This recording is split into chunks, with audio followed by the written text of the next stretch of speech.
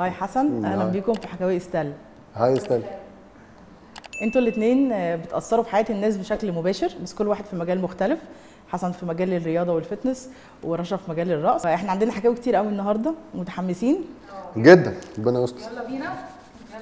رشا، بيت فيه فنان تشكيلي زي والدك ووالدتك لبنانيه، كالتشر مختلف، ازاي ده اثر على نشاه 4 بنات؟ الفن عموما موجود في البيت من واحنا متربيين، من واحنا صغيرين. كل حاجه بنشوفها فنيه. فيعني حتى السماء، الزرع، الموسيقى في البيت، بابايا والرسم بتاعه ومامتي قدرت تعمل الحكايه دي، ان هي تجمع شويه الحته الفنيه اكتر. يعني ربتنا في البيت ده. فالبيت فني بحت، رقص وغنى وتمثيل. ومن احنا صغيرين تمسكنا تقعد تعالوا نمثل نلعب، لانه كمان كان زمان، وانا كنت قايلها قبل كده، انه ما كانش عندنا، كان النور بيقطع. بكلم بجد، كان النور بيقطع كتير قوي. والعجمي بعيده، فكنا نقعد بقى نلعب، نعمل سيلوات على الحيطان، نزهق فتعالوا العبوا، تعالوا ارسموا، تعالوا مثلوا، ارقصي يا رشا، اعملي. فالحياه دي كونت، يعني الحياه الفنيه دي كونت شخصيه كل واحده فينا. فانا خدت الحته الراقصه، الموفمنت. فانا بحب الحركه من وانا صغيره جدا، وبحب الاحساس بالحركه، الحته التعبيريه اكتر للرقص. حسن، احكي لنا شويه عن الطفوله، المدرسه، الكليه، ايه الحاجات اللي بتحب تعملها؟ بتلعب كوره؟ واحنا زي اي شاب مصري او طفل مصري، احنا بنتولد نحاول نلعب كوره، وما كان ما بنفشل فيها بنتجه لحاجات ثانيه. فانا اتولدت، انا كنت بلعب كوره وانا صغير، لعبت جودو وكاراتيه والحاجات اللي انت بتقعد تجرب في حاجه لغايه ما تلزق في حاجه. فكنت بلعب كوره مينلي، ويمكن عشان كنت بقى ألسن ومدارس ومش عارف ايه وبتاع، فالكوره هي اللي علمتني الصياعه. يعني انا كنت متوقع بقى تلعب بقى اهلي ومزارع دينا ومش عارف ايه وكده وبتاع. فدي كانت حته الاحتكاك دي اللي خلتني يمكن بقيت راجل شويه في الحته دي. بعد كده الرياضه تطورت معايا بقى للجيم، وبعد الجيم دخلت في كروسفيت، وبعد الكروسفيت دخلت في بودي بيلدينج. فهي رحله. الناس دايما بتحصل الرياضه ان هي هوايه. انا بشوف ان الرياضه بتبقى جزء من رحلتك مع الحياه. يعني انا مثلا الناس تيجي تقول لي بتحب كذا او بتحب كذا وبتحب كذا، لا، هي كل حته في حياتك بتبقى محتاجه حاجه معينه. فانا مثلا الكوره كانت في السن ده كانش في حاجه ثانيه، فكنا بنلعب كوره. بعد كده ما كنت حتى ما بلعب كوره ما كنتش مثلا احرف واحد، بس كنت اثليت كويس، فكنت سريع في حركه. فما اتنقلت لعبه ثانيه نفعتني. فبعد كده مثلا كروسفيت نفعتني في حاجه ثانيه، هي اللي ابتدتني الكارير بتاعي في السوشيال ميديا والكلام ده كله. بس انا اصلا وانا صغير، وانا شاب، وانا طفل صغير، انا كنت قليل جدا، انا كنت رفيع جدا وقصير جدا وكده وبتاع. ولعب الرياضه في سن بدري واهتمامي بالتغذيه والكلام ده بالسن بدري هو ده اللي فرق معايا. يمكن انا جالي وانا في السن 13 14 15 ده جروث سبيرت، او كبرت مره واحده لدرجه ان انا جالي شروخ في قصبه رجلي. فده اللي فرق معايا في الحجم، وده اللي كون لي جسمي بدري يعني. فالرياضه جزء كبير جدا من حياتي، وهي اللي علمتني كمان الديسيبلين والانضباط. ويعني انا الناس بتتعلم الديسيبلين والانضباط مثلا من الشغل، انا اتعلمت الانضباط في الرياضه، وهو اللي نقل بعد كده لحياتي يعني. رشا، شكلك وانت صغيره كنت الشقيه اللي في البيت بتاعت المقالب انا والله ابدا خالص، على فكره انا بالقلب خالص. بصي، انا كنت من وانا صغيره عندي، انا الثالثه، فحلا وهنا وبعدين انا وبعدين مايا. اوكي. كنت اكتر واحده منظمه جدا. بحب ان انا ابقى في الوقت صح، يعني ما عمري احب اتاخر. طبعا عشان اخواتي بيتاخروا كنت بحس ان انا دايما لازم استعجلهم، ويلا بينا نعمل ده ويلا بينا نعمل ده. انا اللي بنظم الدنيا كلها، كنت انا كده من وانا صغيره. لما كبرت شويه على 16، يعني 16 اول العشرينات، كان عندي الحته بقى اللي هي بقى يو نو وات، انا عاوزه انبسط بقى. انا عندي حته شويه شقيه، بس باخدها بتفكير اكتر. يعني عندي حته كده ركزه، يعني مع انه انا ساعات بحب اتجنن، بس اتس ترو والله بكلم بجد. احنا 4 فيري كلوز، قريبين جدا لبعض. اوقات طبعا بتاخدنا الحياه ان كل واحد بيعمل حاجه معينه، بس at the end of the day اي مشكله، اي حاجه، اي سبورت، كلنا بنتلاقى مع بعض. يعني كلنا بتلاقينا قفلنا كده، عملنا دايره، ودي الدايره بتاعتنا، ما حدش يقدر يخترق الدايره دي.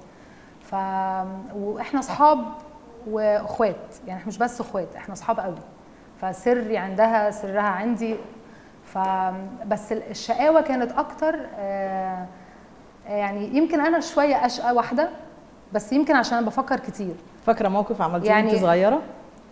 موقف كبير. بصي، عملت موقف في بابايا جامد جدا. كان هقول لك عمي كان متجوز لسه الفرح بتاعه، وكانوا زمان بيعملوا بعد الفرح بيرجعوا على البيت بقى البونبون والشوكولاته والمش عارفه ايه، كان ده التقاليد زمان. واحنا كنا في العجمي، فركبت العربيه من غير ما مامتي تعرف. كان بجد اختفيت كده فجاه، كان عندي 7 سنين، عارفه ان في بونبون هناك، فانا بحب البونبوني وعندي كيس كده بحط فيه بونبوني مش شوكولاته، فعارفه ان هيكون في عند عمي بونبوني، فقمت راكبه في العربيه من ورا، استخبيت ولا حس ولا حاجه. بعد ساعه وساعه ونص، طبعا ما كانش في تليفونات ولا موبايلز ولا اي حاجه، فنو واي مامتي قعدت تدور عليا، هي قاعده في البيت، رشا راحت الحقوني مش عارفه ايه، ومش عارفه توصل لبابايا. ولو وصلنا احنا على اسكندريه، ورحت طالعه من الباب كده انه هاي انا هنا عشان بس اروح اخش جوه اجيب البونبون. ما اخدتش علقه، بس كانت حاجات من الحاجات الشقيه اللي انا كنت بعملها قوي يعني. مره تانية ورا عربيه كنا بنركب احنا، بابي يركب مثلا العربيه، نزق له عربيته، فاحنا الاربعه نطلع نقول له باي يعني، فهو راح كله دخل، انا فضلت، رجع عليا بالعربيه واتفتحت راسي وكده. فعندي حاجات كده كتير. حسن اوعى تصدمني تقولي انت كنت هادي وانت صغير. لا انا ما كنتش هادي، يعني كنت شقي بس كنت سهن، يعني كنت من تحت لتحت. لاحظي ان انا اخويا اكبر مني ب 10 سنين، فما كانش ينفع نبقى مواجهات 10 سنين، يعني كان عندي 8 سنين، عنده 18 سنه هيضربني.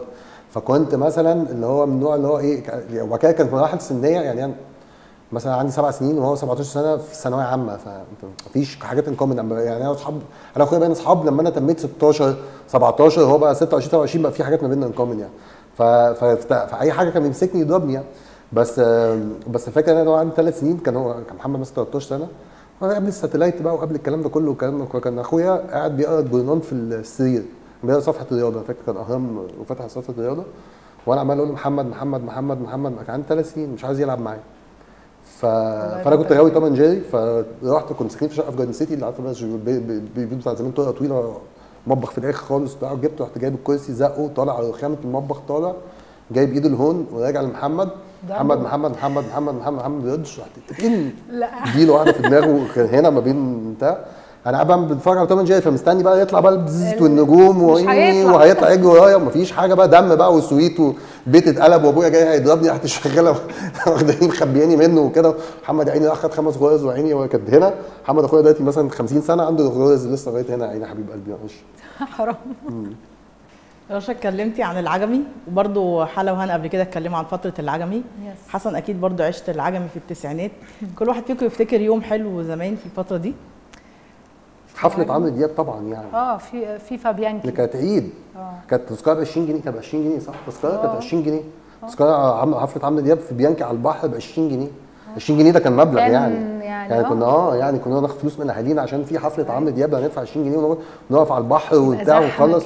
وبعد احنا ما كناش بنلبس احنا في العجمي كنا بنمشي حافيين، ما كانش بنلبس شبشب السنه كلها، كنا بنمشي في مجاري وبتاع وبلا ازرق ويخش في رجليك ازاز، بس ما تلبسيش شبشب، استحاله تلبسي شبشب تبيع. لو لبست شبشب يعني انت تمشي حافي تبقى انت شيك، تمشي حافي وكنا بنخلص. وبعد حفله عمرو دياب بناكل، كان في بتاع الكبده اللي هو قبل ماكدونالدز، اللي هو انا ده مش بتاعي. لا انت طبعا انت ما بتاكليش كبده اكيد. لا باكل كبده، انا مربوط بالكبده، بس انا وقتها ما الكبده انت لو كلتي كبده اصلا هتمعل على وشك. لا بتكلم بجد، بس ما كنتش عارفه. كان في بتاع الخروب اللي قدامه، انا فاكره بتاع الخروب يعني جبتك بالخروب ده وقت رمضان، لان كنا بنمشي بقى مشوار عشان نروح نجيب الخروب. فكان حفله عمرو دي كنا بنستنى من السنه للسنه يعني، كان قصه يعني.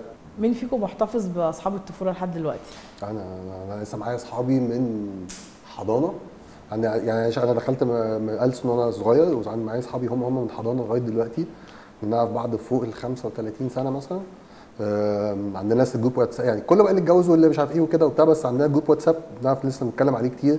ودايما لما عشان يمكن دلوقتي نقلت دبي، فدايما لما برجع انا من دبي اللي بعمل عزومه عندي في البيت وهعزمهم كل شهرين 3 كده نتلم. دول بقى شله المدرسه يعني كنا اطفال يعني يعني 5 سنين نعرف بعض، احنا عندنا 5 سنين مثلا حاجه كده. فدول لسه معايا، طبعا مش متدخلين في حياه بعض قوي كده لسه زي الاول، بس لسه بنتكلم وبنخرج مع بعض. انا زيه، بس انا عندي مراحل يعني. انا طبعا الناس اللي هم كانوا معايا في المدرسه عندي 2 بكلمهم بشكل يعني كل 6 شهور honestly، يعني مش بنشوف بعض كتير، بس على الانستجرام وكده بنسال عن بعض. بس في واحده طلعت معايا انا ما عنديش صحاب كتير، انا عندي صحاب كتير قوي، بس عندي فيري كلوز هي واحده. ما بحسش ان انا قد ما عندي قد كده ناس كتير في حياتي، بحس ان انا الناس اللي انا برتاح لهم اكتر حد هي البنت دي، لانه مع الوقت ومع التجارب وكده بتلاقي ناس كتير بتقع معاكي يعني. بس two of the childhood والبقيه كلهم acquaintances يعني اكتر من ان هم اصدقاء قريبين. مش بحس ان انا محتاجه في حياتي الفتره دي وحتى قبل كده ان يكون عندي كميه كبيره قوي من الناس. بس اكيد بنبسط ان انا بقى مع بنبسط بالخروجات. ام فيري سوشيبل، بتكلم مع اي حد. انا اصلا حسن يعني اعرفه دلوقتي، ما بقناش اعرفه كويس دلوقتي، بس بسمع عنه طبعا وكل حاجه. بس على طول دخلنا واتكلمنا بس الكلوزنس اوف فريندز اللي هم الصحاب القريبين واحد، وافتكر هو كمان. بصي انا اقول لك حاجه، انا بشوفه ان يعني ناس اصحابي من ايام المدرسه اصحابي ولسه بنتكلم كتير وكل حاجه، بس انا بشوف ان كل فتره في حياتك انت بتاوت جرو ساعات اصدقائك لما بتغيري شخصيتك، ما بتعمليش نفس الحاجات اللي هم بيعملوها، او حياتكم بتتبدل، ما بتبقاش نفس الحياه الظروف، فبتبعدوا عن بعض سنه. بس في برضه along the way مثلا انا في صحابي مثلا اعرفهم، عندي 2 3 اعرفهم مثلا بقالي 10 سنين، ومن اقرب الناس اللي ليا مثلا لان هم دلوقتي في نفس الحته اللي في حياتي، صح. نفس الجولز، نفس الكارير امبيشنز يعني. فبقينا حياتنا قريبه جدا من بعض، وهم ما يعرفوش بقى لهم 10 سنين، بس احنا الاثنين يعني قاعدين جوه بيوت بعض، بنتكلم مع بعض، بنرتاح مع بعض. فانا بشوف ان هي برضه كل فتره بيقع منك لان انت ظروفكم بتتبدل، حياتكم بتتبدل. هم مثلا زمان، انا زمان مثلا كنت شيخ يعني، كنت صايع. ايوه. فاصحاب الصياعه بتوع زمان يعني دلوقتي أيوة لسه في منهم ربنا يديهم الصحه لسه مكملين. انا ما بقدرش. ايوه هو ده. فانا ما ما هو بقدرش بيقعوا زي ما انت قلت. في ناس بتقع يعني هي اصل الصداقه دي حاجه انا شايفه ان هي بتاخد وقت طويل عشان تتكون. يعني انت بتبقى فاكر، يعني لسه كنت امبارح بتكلم مع جوزي على فكره في الموضوع ده عن الولاد، عن ولادي، انه يا دلوقتي بكره لما يكبروا شويه هيشوفوا انه الصحاب اللي هم فاكرين هم they will be the best friends مش هيبقوا نفس الاشخاص. هم دلوقتي فاكرين انه هيفضلوا هم دول طول الحياه، بس لما بتكبر شويه مرحله بعد كده مرحله. عشان كده لما في الاول قلت لك في مراحل، اتس ترو انه انا باخد في مرحله ببقى حاسه ان هم فيري كلوز، بعدين بكتشف انه لا، مش ضروري ان هم وحشين، بس مش متناسقين مع الحياه اللي انا هادفه لها او انا عاوزاها. وفي ناس لما بينجحوا، ودي حاجه حقيقيه وكل الناس على فكره بيعملوا يعني they relate to او بينسبوا لها، ان لما بتنجح اوقات في حاجات معينه، مش كل الناس اللي انت فاكره ان هم بيحبوكي قوي مبسوطين لك بالحاجه اللي انت وصلت لها. ف you have to let go، يعني لازم تسيبي ناس. كل ما بتطلعي في خطوه بتلاقي نفسك بتسيبي ناس لانه مش عشان هم ما ينفعوش معايا، بس هم خلاص هو مش ماشيين مع نفس اللي انت بتبقى فيه، فاهمه؟ وحتى اوبرا قالتها اخر مره كنت بسمع كده حاجه، فبتقول don't let، هترجم بالعربي بس، انه don't let your friend، يعني if you find someone who's envying you of your friends you have to let them go. يعني ما تخليش الصحاب يبقوا هم يعني لو في غيره على طول، غيره بتحصل وموجوده يعني، صح ولا لا؟ وفي كومبيتيشنز وفي كل الحاجات دي. انا الحمد لله ما عنديش يعني ما عنديش حته الغيره دي خالص ولا حصلت معايا، بس انا مصدقه في الكلام اللي هي قالته ده، انه لازم في اوقات تطلعي يعني سيبي.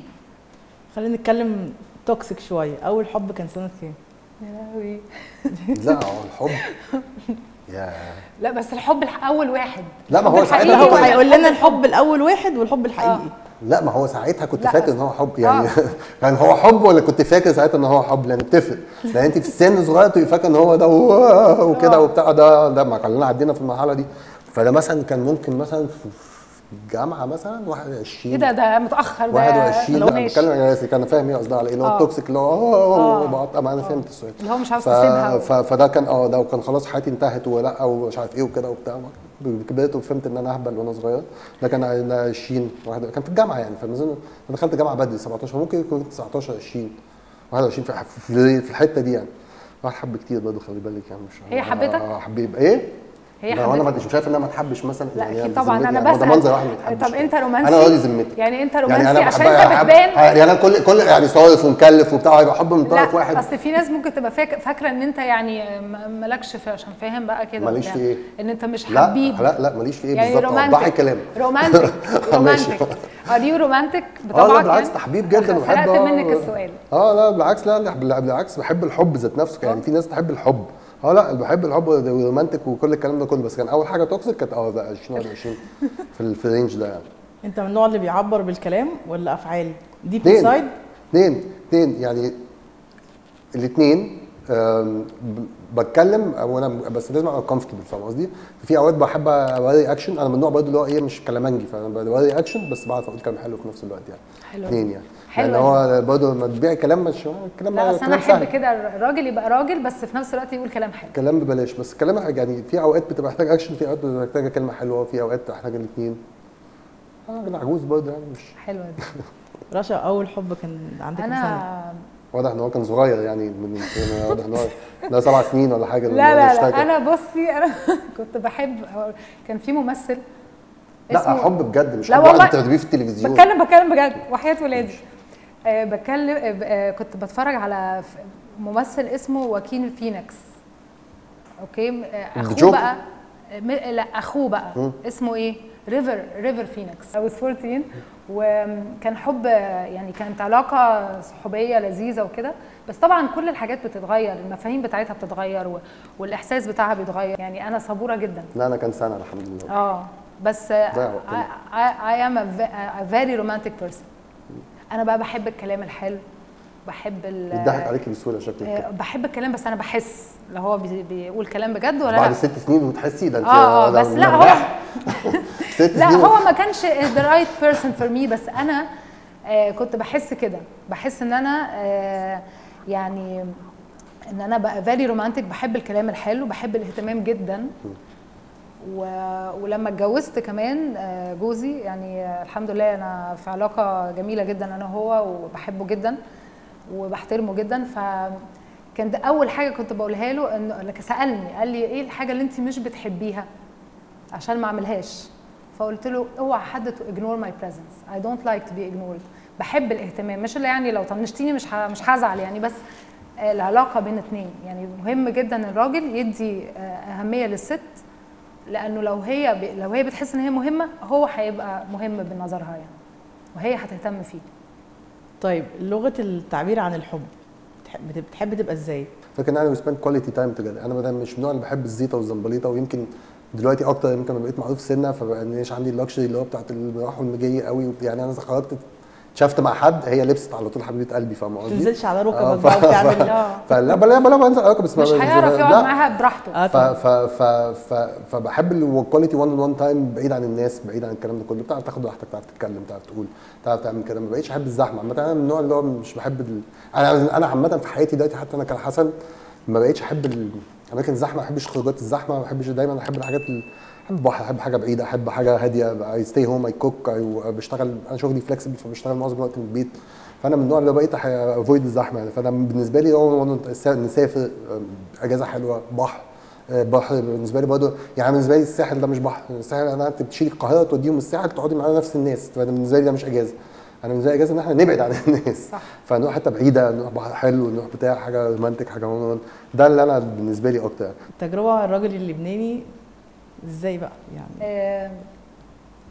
ادينا هيزعلوا مني. لا ادينا البوزيتيف سايد بقى، ورينا الدلع لا هقول لك حاجه. هي انا مش شايفه هي ليها دعوه باللبناني او مصري او ياباني، او يعني مش شايفه كده. انا شايفه ان هما الاثنين لو عرفوا ان هما، يعني انا دايما بتكلم عن حته التفاهم. انا بتفلسف شويه، بحب الفلسفه يعني.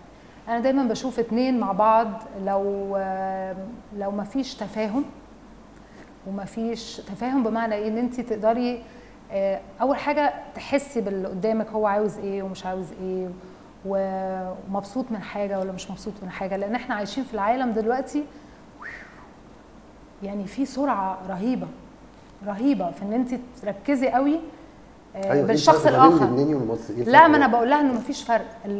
الحاجه الوحيده الفرق بين اللي انتوا الاثنين تعرفوا تعملوا كوميونيكيشن، انتوا الاثنين يكون عندكم قدره التحاور، فهم بعض، لا بس اكيد تحسوا ببعض. لا بس هو دلوقتي مفيش حد بيحس بالتاني. لا بتكلم الكالتشر والاكسبيرينسز، وان هو متربي بطريقه مختلفه، وان هو متربي ببلد بقى مختلفه، لا عادات مختلفه. عارف هقول لك حاجه طب اضحكك. انا يعني انا بتكلم دلوقتي شخصيا، ماليش دعوه عاميا، ما اعرفش يعني، مش بالعامه، بالخاص. جوزي باين مصري اكتر مني. بتكلم ده افكت الست المصريه يعني. اسمراني،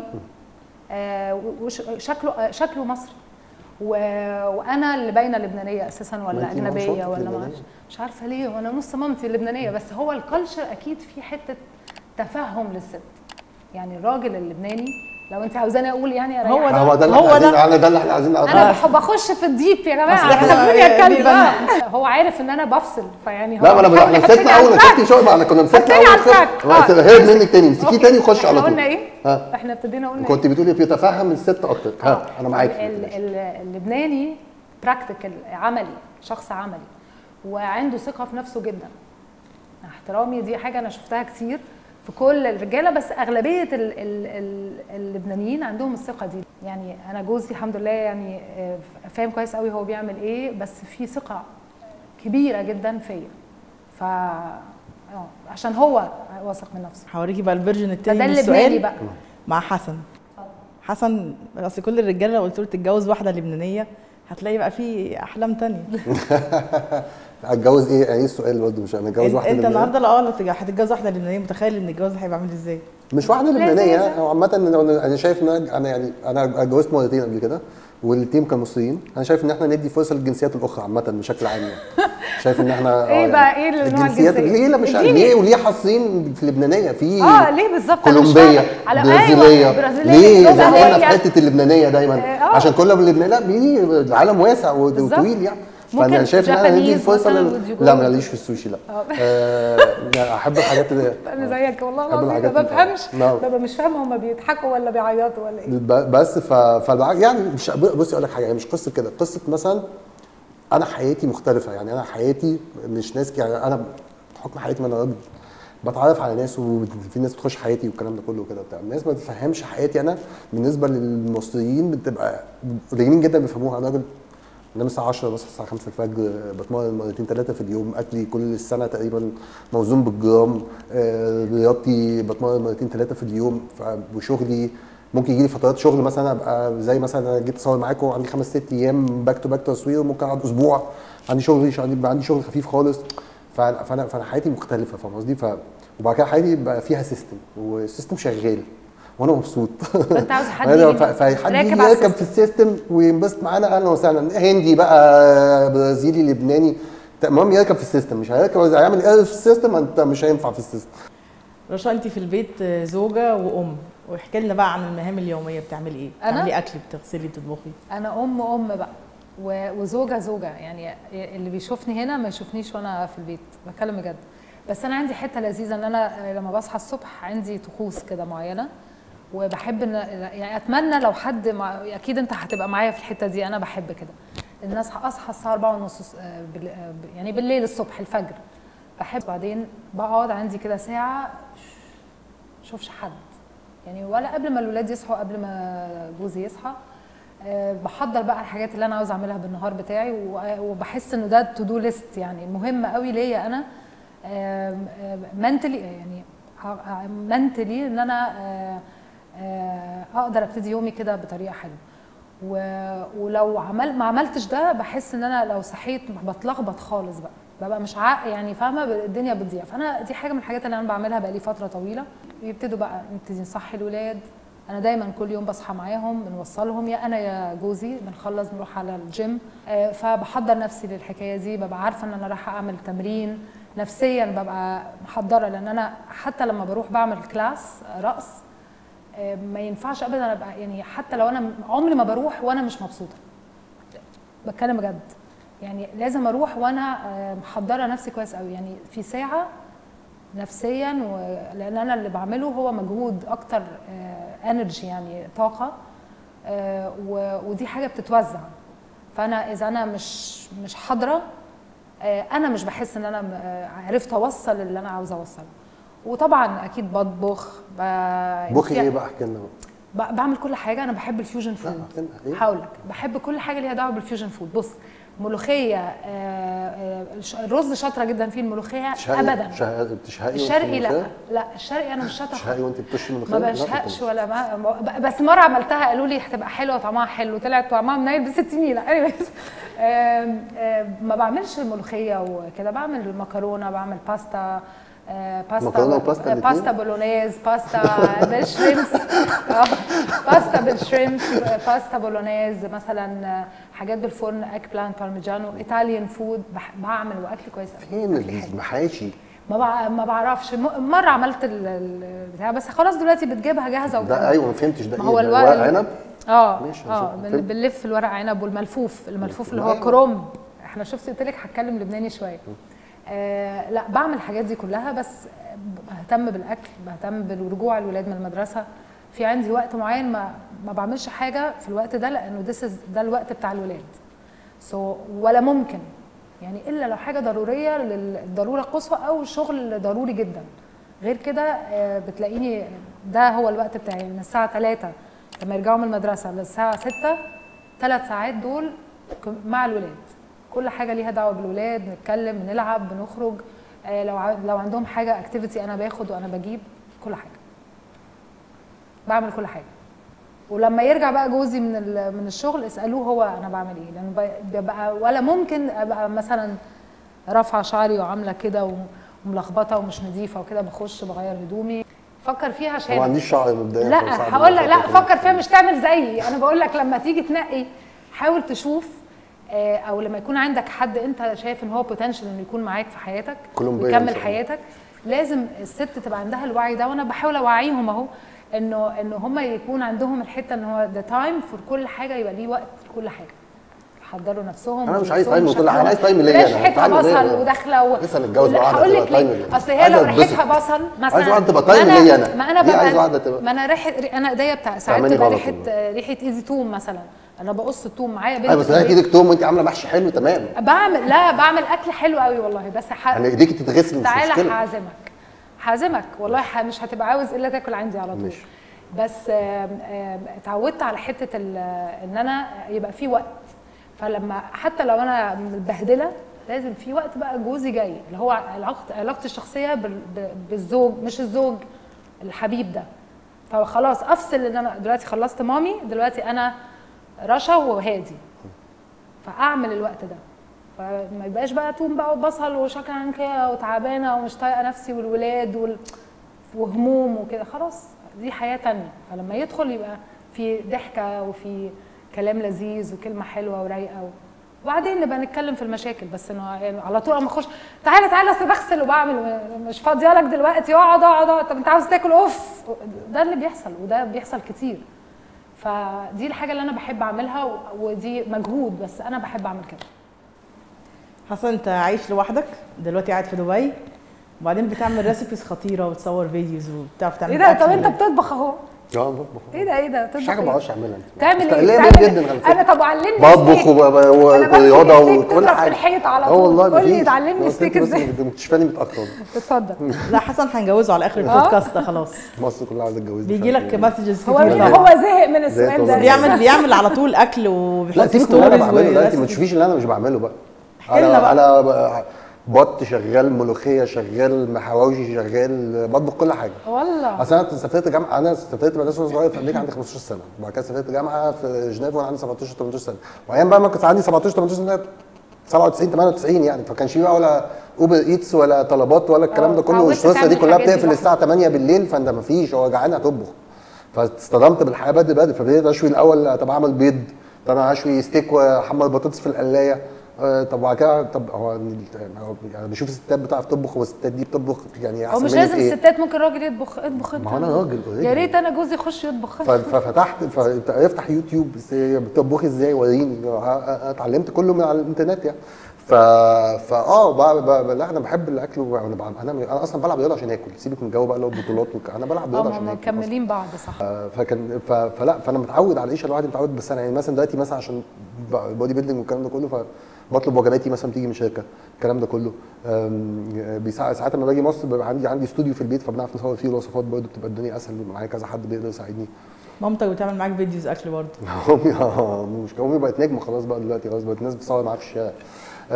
امي خلي بالك بقى، انا امي اصلا اتعلمت الطبيخ بعد ما تمت ال60، لان انا امي اصلا بيزنس وومن. انا امي اصلا انا اتولدت امي في مكاتب ومصانع وبتجري ومش عارف عندها ميتنج مع رئيس الوزراء ورايحه فين ومسافره روسيا وجايه وعامله. فانا امي سيده اعمال من اوائل سيده اعمال. امي بيزنس وومن من 69 ايام ما كانت كل الستات بتشتغل دكاتره ومحامين هي من اول الناس اللي كانوا فانا متربي في بيت امي اصلا كان عندها حد بيعمل حاجه كل حاجه. فامي بعد ما بطلت شغل بقى وكده وبتاع، بعد اللي هو ايه ده، طب انا هبتدي اطبخ فور فن. فابتدت بقى تعمل حاجات. انا فاكر مره مثلا بقول له محمد اخويا اكبر مني ب 10 سنين، فمحمد اخويا حد امي قبليه كمان، فبقول له امك بتعمل محشي كوسه؟ قال لي هو امك بتطبخ؟ يعني ما كانش يعرف ان امه بتطبخ اصلا. فما قصدي امي انا قلت له امك انت؟ قال لي بتطبخ. قلت له انا ما اعرفش. قلت له لا اتعلمت الحمد لله. فهي اتعلمت، فابتدت بقى دلوقتي بقى بتفنن بقى وتقعد تطلع وصفات وتبعتها لي، طب ايه رايك نعمل ده؟ طب بص اعمل انت ده، ممكن تعمله احسن، طب بص خد الفكره دي اعمل ايه. فامي لا امي بقت انفولد يعني معايا في الموضوع. ازاي اثرت في شخصيتك؟ امي امي ست عظيمه. امي ست عظيمه. لا انا امي اصل انا امي اوكي، انا امي اتجوزت وخلفت محمد وبعد كده طلقت واتجوزت وخلفتني انا، وبعد كده انا ومحمد متربيين في بيت واحد. احنا من اخوات مش شقق يعني، بس اخوات متربيين في بيت واحد. وامي هي ابونا وامنا وهي وصاحبتنا، لانها خلي بالك برضه كنت بقول لك فرق السن ما بيننا وما بين بعض. انا محمد مثلا كان بيبقى بيسرق العربيه مثلا هو عنده 18 سنه يعمل بيها حادثه، وانا كنت بضرب عيال في النادي يعني، فاهمه؟ فالمشاكل رينج المشاكل كان بعيد عن بعض قوي. فجالها فتره كده اللي هو طب احنا هنحل الموضوع ده ازاي؟ فامي جابتنا احنا اصحاب، هتعملوا مصيبه تيجوا تقولوا لي واحنا نحلها سوا. فيعني ايه بتاع بقى كده. انا امي بنت على 3 ولاد وخلفت ولدين، فانا امي ما بتضربش بالقلم، انا امي بتضرب بالبنيه مثلا. يعني انا امي عندها خاتم بتعدل الفص، اول ما تعدل الفص تقوم انت عامل كده على طول مثلا. فامي انا دايما بقول حتى عشان فيمينست هتتضايق من القصه دي طبعا، بس انا بقول ان انا طالع راجل لا لامي. انا ام نوت ذات ام فيمينست، بس انا ديفرنت. لا انا قصدي اتفضل. فبقول ان انا طالع راجل لامي، مش معنى ان هي انا امي الست راجل انا برضه. بشوف ان الرجوله صفات مش صح. خانه في البطاقه. فانا الصفات بتاعت الرجوله والجدعنه والمواقف والكلام ده كله ما شفتهاش حد في العالم إلا ماما. زي ما شفتها امي. فانا بقول انا طالع راجل لامي، لان هي اثرت جدا في حياتي. انا امي ست عظيمه وضحت كتير جدا عشاننا ووقفت معانا. وامي يعني كلام جميل والله. عملت حاجات كتير جدا يعني عشان خاطرنا يعني. حابك يا ماما. شابوبا. دي تاني واحده كمان. بحبك يا ماما.